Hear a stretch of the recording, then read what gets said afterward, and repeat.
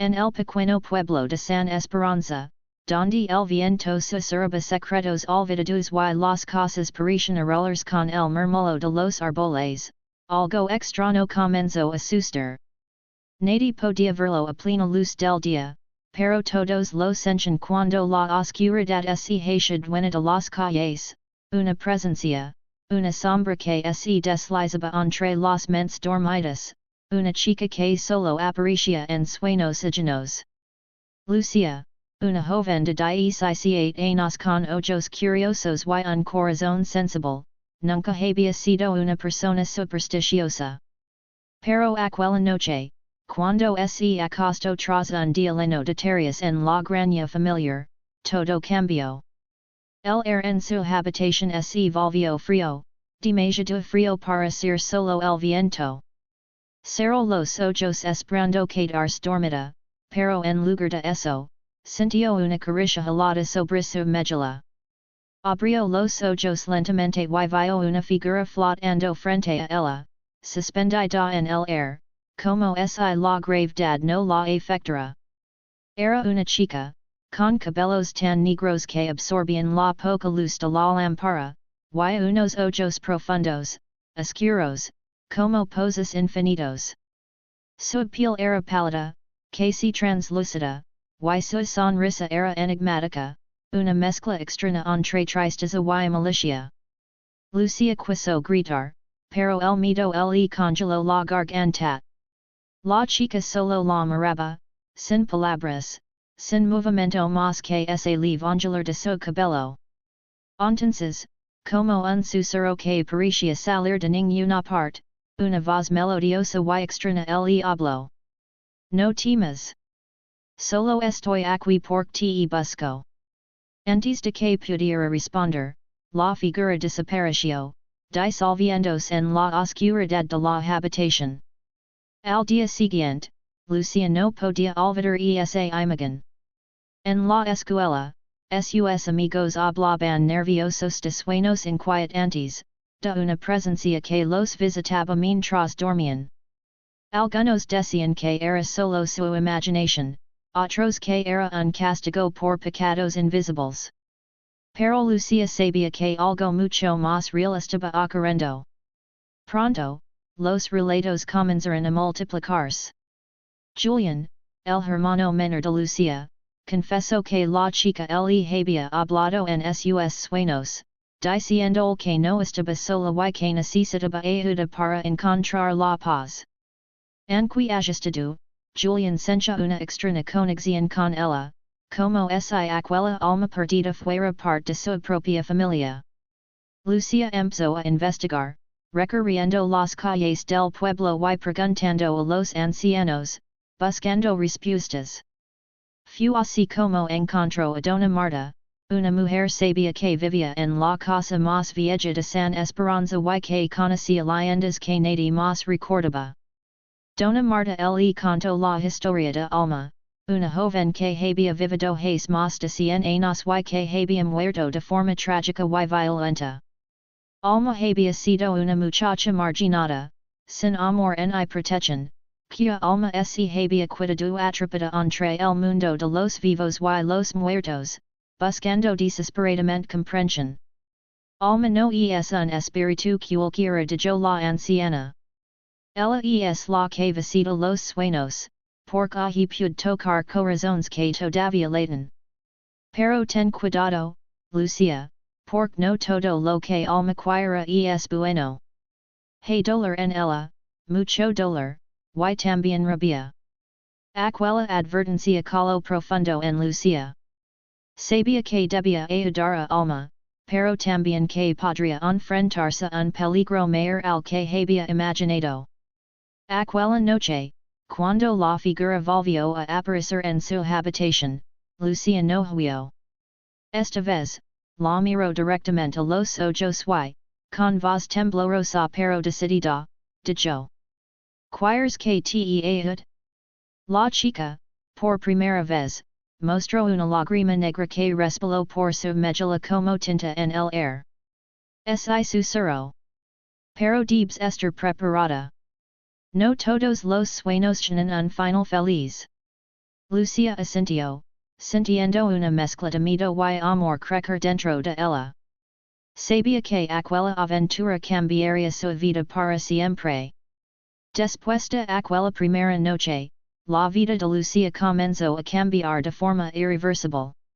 La presencia de alma se hizo más frecuente, más cercana. Ya no solo visitaba sus sueños, sino que comenzaba a aparecer en la de otras personas del pueblo, dejando una estela de miedo y tristeza. El día siguiente al encuentro, Lucia estaba inquieta. En la escuela, la gente murmuraba sobre pesadillas inexplicables que parecían conectar a todos.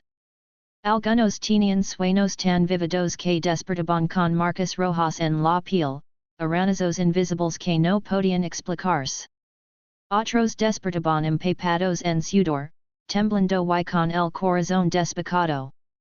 Julian, que antes parecía casi encantado con alma, ahora se mostraba nervioso y calado. Lucia lo encontró una tarde en el jardín, mirando al suelo, con una jarrita fresca en la mano. ¿Qué te pasó? Preguntó, preocupada. No lo sé. Respondió él. Son con alma, pero esta vez no era la chica triste que conocimos. Sus ojos estaban llenos de fuego y sus uñas, eran guerras. Me irano cuando trate de acercarme. El miedo se instaló en el corazón de Lucia. Algo estaba cambiando en alma, o quizás la parte oscura de ella comenzaba a tomar más espacio. Esa noche, Lucia decidió no dormir en su cuarto sola. Se quedó despierta hasta tarde, leyendo viejos libros y anotaciones que había conseguido de Dona Marta, tratando de encontrar una forma de ayudar a alma a liberarse del tormento. Los textos hablaban de almas atrapadas, de rituals para calmarlas y ayudarlas a pasar al otro lado. Pero también advertían que enfrentarse a ellas podía traer consecuencias terribles. Cansada, Lucia finalmente se quedó dormida, y la encontró otra vez. Alma estaba allí, más cerca que nunca. Sus ojos, oscuros y profundos, ahora mostraban una mezcla de tristeza y suplica. Necesito que vengas conmigo dijo alma con voz suave. Solo tú puedes ayudarme. Lucia sintió que un frío intenso recorría su cuerpo mientras la chica extendía la mano. Por un momento dudó, pero el amor que sentía por esa alma perdida fue más fuerte. Tomó la mano de alma y de repente se encontró en un mundo entre la realidad y la pesadilla, un lugar donde la luz no existía y los gritos se mezclaban con susurros. Alma le mostró fragmentos de su vida, la soledad, el abandono, la traición que la llevó a su muerte. Lucia lloró con cada recuerdo, sintiendo la injusticia y el dolor que aquella alma cargaba. Pero también vio algo más, un rayo de esperanza, un deseo profundo de ser amada y aceptada. El tiempo en ese lugar no tenía sentido. Cada instante era una eternidad y cada segundo un tormento. Cuando Lucia despertó, estaba en su cama, empapada en sudor y con el corazón latiendo con fuerza. Sabía que la lucha apenas comenzaba, y que para salvar a alma tendría que enfrentarse no solo a la oscuridad del pueblo, sino también a la oscuridad dentro de sí misma. La inquietud que comenzó a crecer en el pequeño pueblo de San Esperanza se volvió insoportable. Las noches ya no eran seguras, el sueño había dejado de ser un refugio para convertirse en una prisión donde la chica espectral llamada alma arrastraba a quienes se atreverían a descansar. Lucia se sentía agitada. La línea entre la vigilia y el sueño se difuminaba cada vez más, como si estuviera atrapada en una dimensión donde ambos mundos se entrelazaban. Su familia empezó a notar su palidez, sus ojeras y la forma en que a veces murmuraba palabras extrañas en voz baja. Una noche, cuando la luna estabalina y tenía el cielo de un blanco frío y fantasmal, Lucia decidió salir a caminar para despejar su mente. El aire estaba helado, y las sombras de los árboles se extendían como dedos que querían atraparla.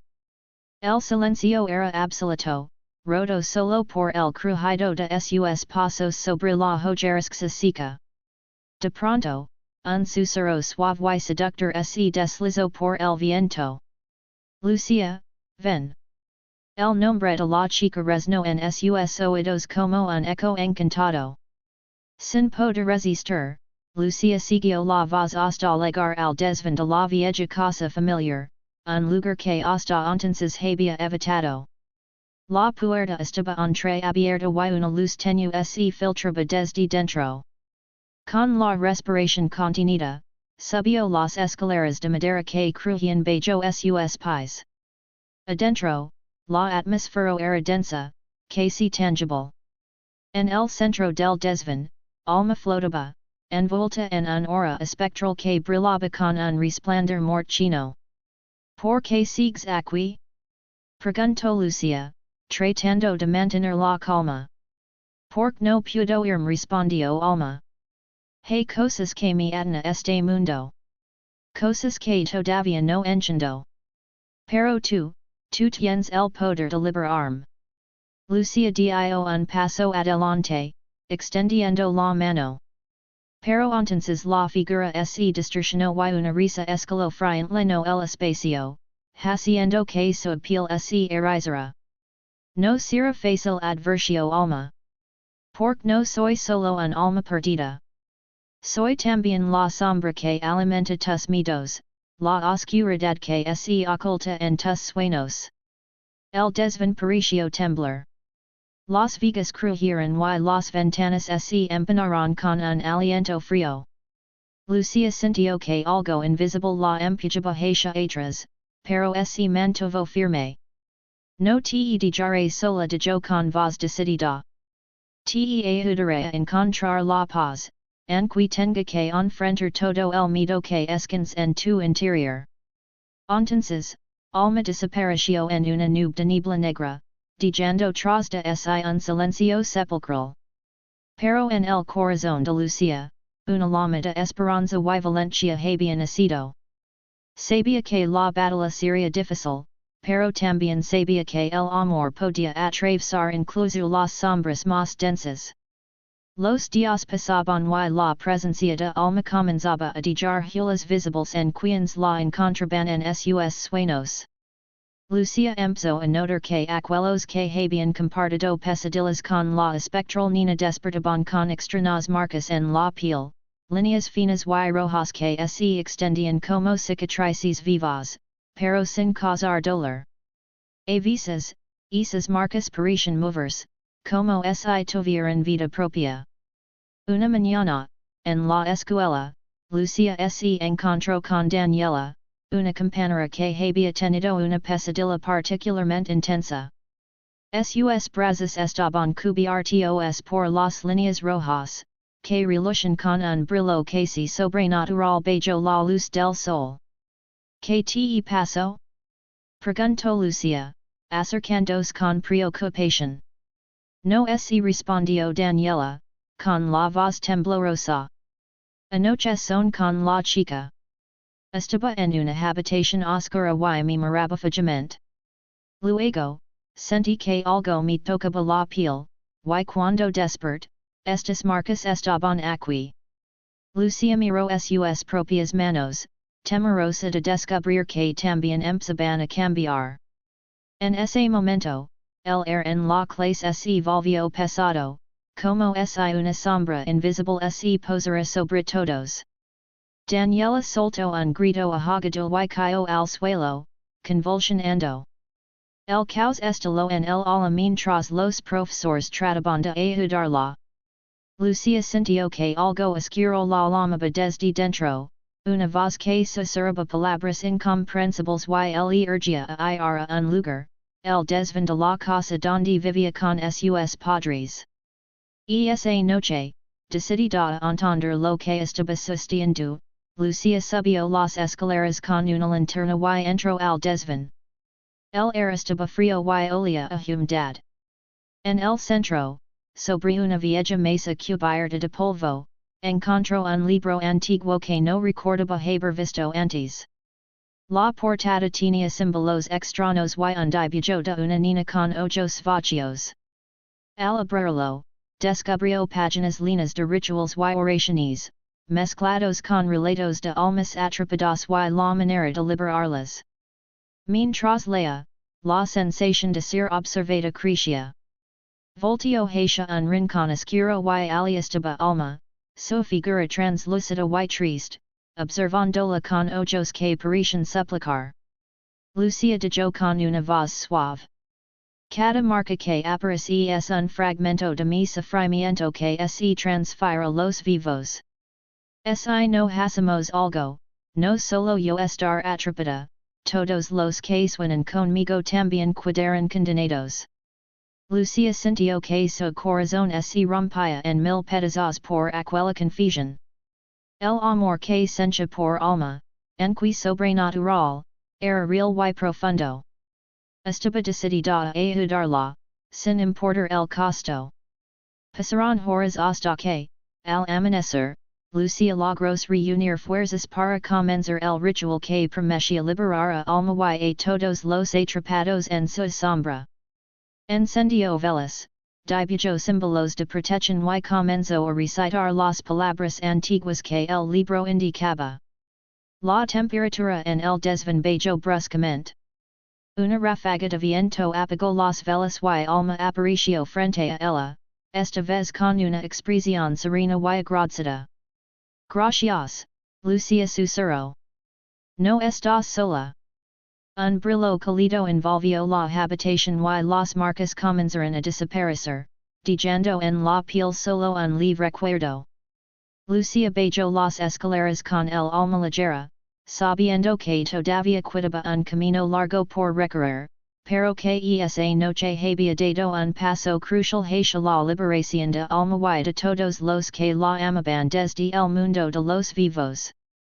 Desde aquella noche en el desván, en la que Lucia invocó una antigua oración para liberar parte del dolor de alma, todo parecía haberse calmado, superficialmente. Los días eran más claros, el aire en la escuela menos denso. Algunos de los estudiantes que antes despertaban gritando o con las marcas rojas como cicatrices en la piel, ahora rían de nuevo, como si el velo oscuro que los cubría se hubiera desvanecido. Pero Lucia sabía que aquello era apenas una tregua, no un final. Cada vez que cerraba los ojos, alma seguía apareciendo. No siempre con angustia. A veces, simplemente la observaba desde una esquina nebulosa del sueño. Otras, se sentaba asolado en medio de un campo que no existía, entre flores que temblaban como si sintieran frío. Pero siempre, había tristeza en su mirada. Una tristeza tan profunda que Lucia comenzaba a sentirla como propia. Una noche, todo cambió. Lucia despertó a las 3:03 am exactas. El silencio era absoluto. Ni grillos. Ni viento. Ni siquiera el habitual zumbido del poste de luz frente a su ventana. Se incorporó lentamente, sintiendo una presión en el pecho. En su mesa de noche, su celular se encendió solo. En la pantalla, un mensaje, Lucia, ven. Sin pensarlo, se levantó. Ni siquiera encendió la lámpara. Sus pasos llegaron automáticamente al desván, donde la luz de la luna filtrada por una vieja rendija iluminaba una silueta familiar. Alma la esperaba. Vestía el mismo camisón sucio y roto de siempre, pero esta vez no parecía un fantasma. Parecía real. Más sólida. Como si con cada contacto emocional, cada recuerdo que compartía, fuera recuperando parte de su humanidad. Lucia, ya casi está completo susurró alma con una voz suave, pero ronca por el esfuerzo. El que está completo? Mi recuerdo, mi historia. Para liberarme del todo, tienes que saberlo. Y tú debes decidir si terminas lo que empezamos. Lucia asintió, tragando saliva. La habitación giró como una ola de humo, y una vez más, fue arrastrada a un recuerdo que no le pertenecía. Esta vez no fue un jardín solido ni risas infantiles. Fue una sala oscura. Una casa vieja, con ventanas celadas y un air podrido de encierro. Alma estaba allí, pero más pequeña. Tal vez tendría 7 años. Frente a ella, un hombre con un crucifijo en la mano temblaba, murmurando oraciones mientras retrocedía.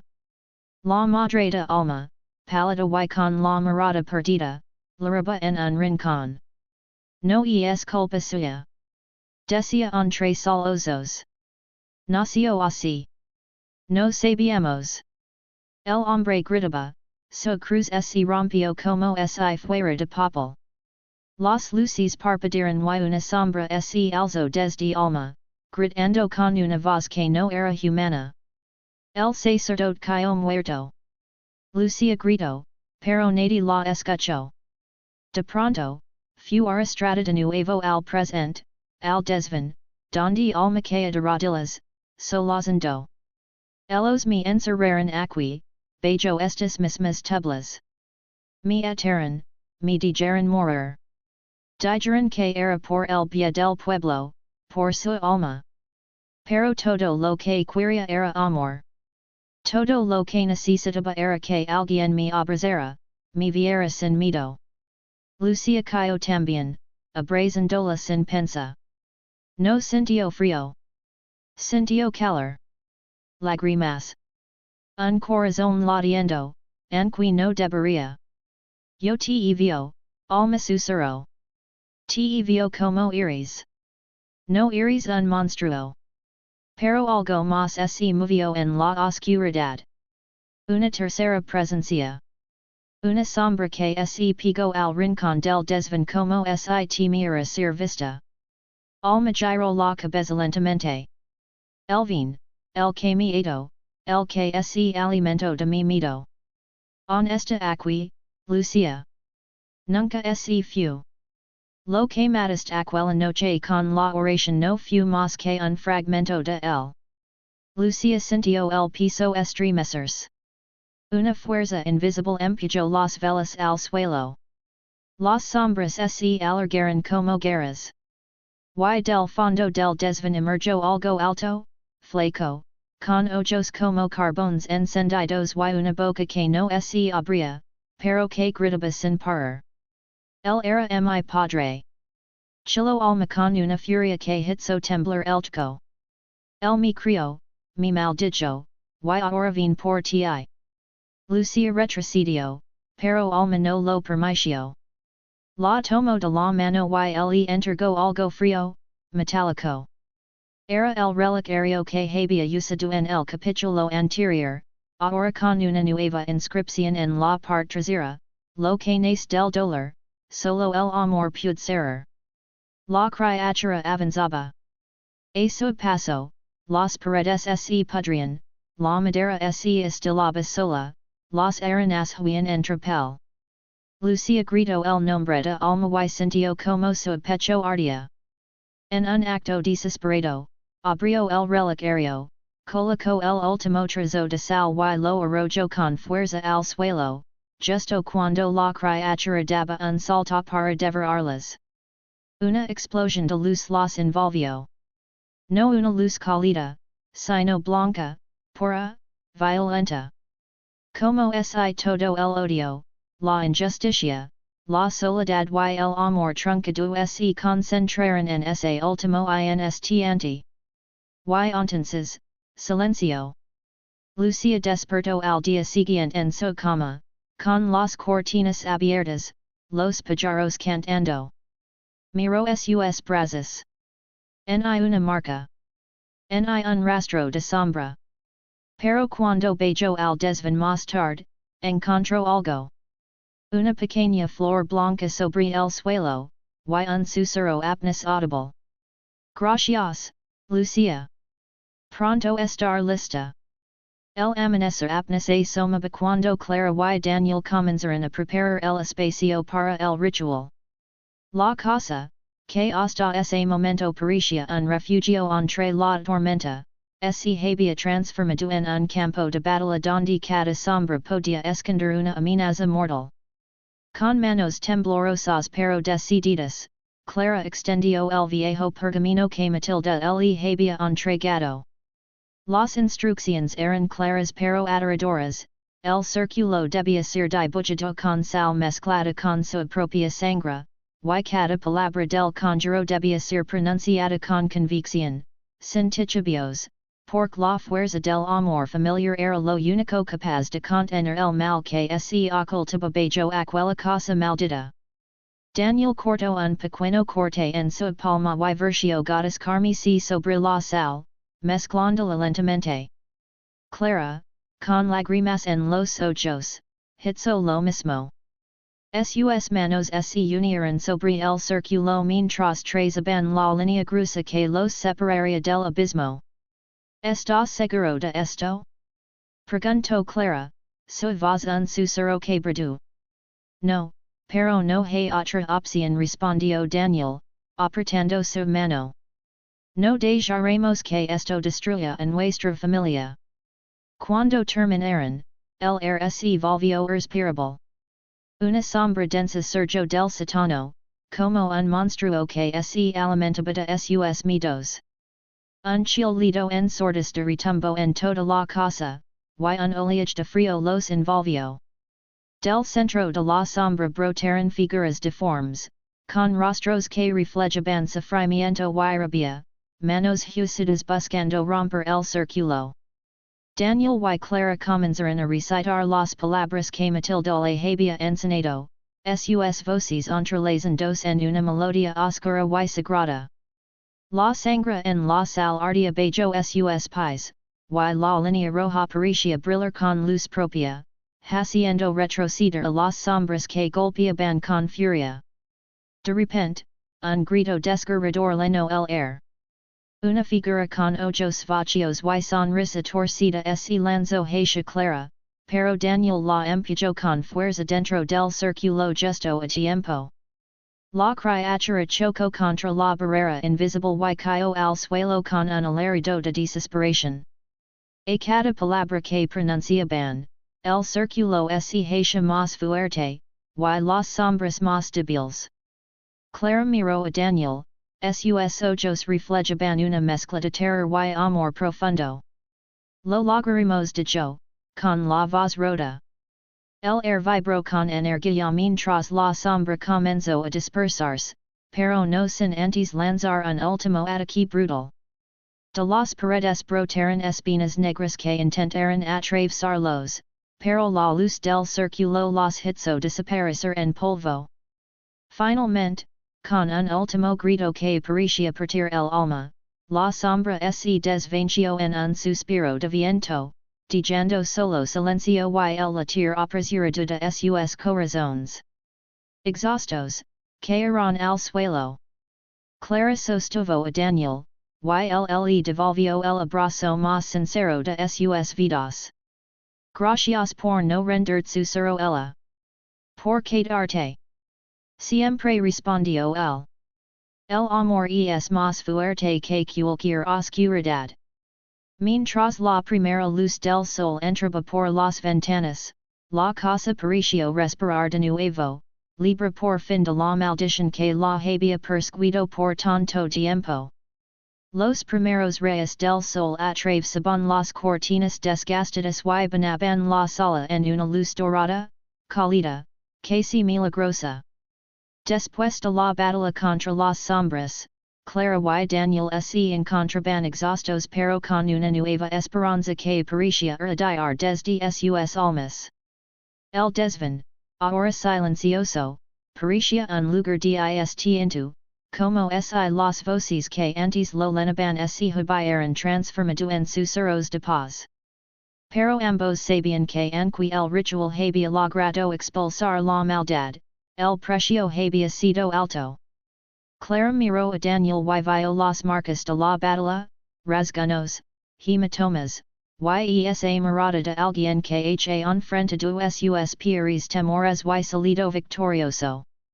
Pero también vio algo más, un brillo en sus ojos, una promesa de que juntos podían superar cualquier oscuridad. Nunca imaginé que el amor podría ser tan poderoso dijo Clara, tomando su mano con ternura.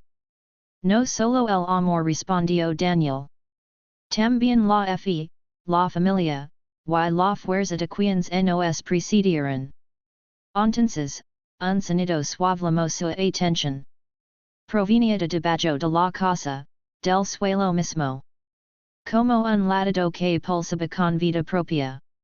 Clara se arrodilló y colocó su mano sobre el suelo frío, sintiendo esa vibración tenue. Es como si la casa estuviera viva murmuró. Daniel asintió y tomó la lámpara para bajar al sótano, el lugar donde la sombra había surgido.